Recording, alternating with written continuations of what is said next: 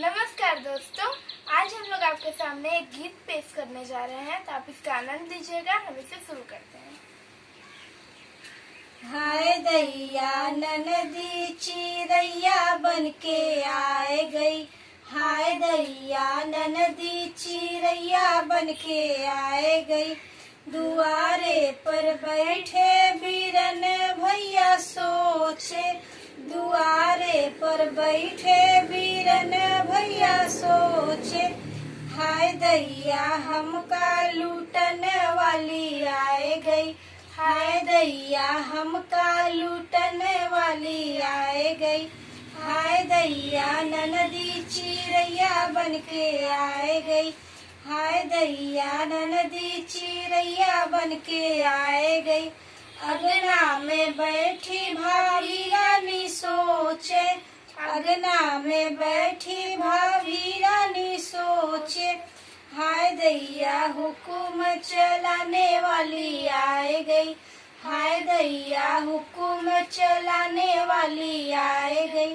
हाय दैया ननदी चिरैया बनके आए गई। हाय दैया ननदी चिरैया बनके आए गई। मोहल्ला में बैठे सखी सब सोचे। मोहल्ला में बैठे सखी सब सोचे। हाय दैया संगवा घूमन वाली आए गई।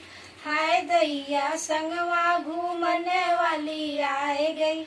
हाय दैया ननदी चिरैया बनके आए गई। हाय दैया ननदी चिरैया बनके आए गई। गलियन में बैठे लड़कन सब सोचे। गलियन में बैठे लड़कन सब सोचे। हाय दैया नैना लड़ाने वाली आए गई।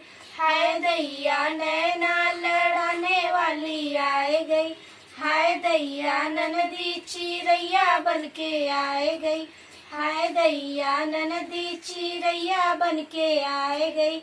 हाय दैया ननदी चिरैया बनके आए गई। तो दोस्तों, ये था हमारा गीत। तो अगर आपको ये वीडियो अच्छा लगा हो तो हमारे वीडियो को सब्सक्राइब, लाइक एंड शेयर जरूर कीजिएगा और बेल आइकन प्रेस करना मत भूलिएगा, ताकि हमारे नए वीडियोस के अपडेट्स आपको मिलते रहे। बाय दोस्तों। जय राम जी की।